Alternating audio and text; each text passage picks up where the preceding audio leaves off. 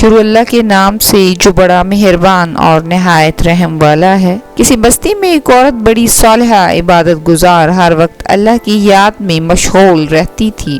اللہ کی قدرت کے اس کا نیک خدا ترس شوہر وفات پا گیا۔ اس کا ایک ہی لڑکا تھا۔ نیک دل عورت نے اس لڑکے کی بڑی اچھی طرح سے پرورش کی، بہت اچھے سے پالا، تعلیم بھی اچھی دلوائی۔ لڑکے نے جب دنیا کے میدان میں قدم رکھا تو ہر طرف اس کے حسن سلوک کے چرچے ہونے لگے۔ شریف لوگ اس کو عزت کی نگاہ سے دیکھتے، بیوہ عورتیں اس کو دعائیں دیتی اور وہ غریب سے ہمدردی کرتا، خیرات صدقات دیتا۔ غرض اس کی بستی میں کوئی ایسا فرد نہ تھا جو اس سے خوش نہ تھا۔ اس کی بستی والے ایسے نیک لوگ تھے کہ ہر گھر سے قرآن کی آواز آتی، مساجد میں درس قرآن اور اللہ کے ذکر کی مجالس ہوتی تھی۔ غرض اس بستی کا ہر گھر جنت کا نمونہ تھا۔ یہ لڑکا دیہات سے باہر شہر میں آنے جانے لگا۔ کچھ بے حیا عورتوں پر اس کی نظر پڑنے لگی اور آہستہ آہستہ اس کی دوستی نیکوں سے ہٹ کر بدوں سے ہونے لگی۔ اس کی والدہ کے کھیت دیہات کی پرسکون زندگی کو خیر آباد کہہ کر شہر کی فضا میں اپنا ڈیرا ڈال لیا اور آہستہ آہستہ اس کی دوستی نیکوں سے ہٹ کر بدوں سے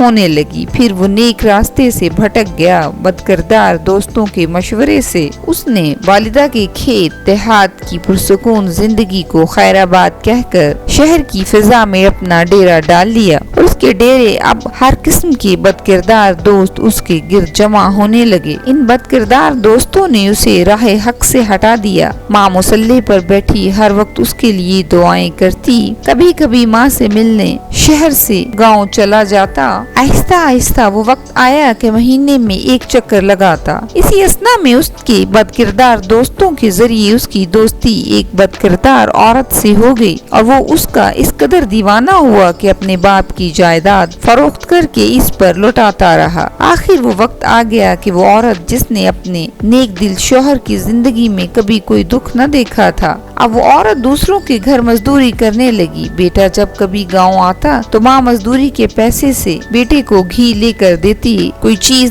بنا دیتی اور دعاؤں کے ساتھ رخصت کرتی۔ کافی عرصہ گزر گیا، لڑکا ماں کو ملنے نہ آیا۔ ماں بیٹے کی جدائی کے اپنے ہوش و حواس کھو بیٹھی۔ جب بھی کوئی غیر اس کے دروازے پر دستک دیتا وہ دوڑ کر دروازے پر جاتی اور بے ساختہ کہتی، میرے بیٹے تم آ گئے، بیٹے تم نے اتنی دیر کیوں لگا دی؟ جب معلوم ہوتا کہ گلی کی کسی بچے نے دروازہ کھٹکھٹایا تو دل پر ہاتھ رکھ کر پھر مصلی پر آ بیٹھتی اور رونا شروع کر دیتی۔ روتے روتے اس نیک ماں کی بینائی بھی جواب دے چکی تھی۔ اور پھر جب اس لڑکے کے پاس کچھ نہ رہا تو اس عورت نے اپنے یاروں سے مشورہ کیا کہ اب اس سے کیسے جان چھڑائی جائے۔ مشورے میں یہ طے ہوا کہ اس سے یہ فرمائش کی جائے کہ میری محبت جب بھی آپ سے رہے گی کہ اپنی ماں کا دل نکال کر لاؤ۔ اس طرح وہ فرمائش پوری نہیں کرے گا اور خود ہی جان چھوٹ جائے گی۔ اس بد کردار عورت نے یہی فرمائش کی۔ وہ انسان جو ایک وقت میں فرشتہ تھا اب خواہش نفس کی خاطر شیطان بن چکا تھا اور اس سے بھی بدتر ہو چکا تھا اور اس کی فرمائش کو پورا کرنے کو تیار ہو گیا۔ خنجر لیا، گاؤں کی طرف چل دیا۔ عرصہ دراز کے بعد جب وہ بدنصیب دروازے پر پہنچا تو آواز دی، ماں خوشی سے دروازے کی طرف بڑھی، منہ سر چوما اور سینے سے لگایا۔ اس بدبخت نے خنجر نکالا اور ماں کے سینے پر اور ماں کا دل نکال کر چل دیا۔ آسمان پر اندھیرا چھا گیا، اللہ کا عرش ہل گیا۔ فرشتوں نے دعائیں دی کہ ظلم کا انتہا ہو گئی بد کرداروں کا۔ یار بد کردار عورتوں کے مکان پر پہنچا تو ماں کا دل اس کے سامنے کیا۔ اس عورت نے کہا، تو اپنی ماں پر ایسا ظلم کر سکتا ہے؟ تو معلوم نہیں میرے ساتھ کیا سلوک کرے گا، اس لیے یہاں سے نکل جا۔ لڑکے کی آنکھوں پر اندھیرا چھا گیا اور گر گیا اور مر گیا۔ ماں کا دل ہاتھ سے چھوٹا۔ دل اس بد کردار عورت کے کمرے میں پڑی چھری پر پڑا۔ ماں کا دل پھٹ گیا۔ درد کے ساتھ دل سے آواز آئی، بیٹا کہیں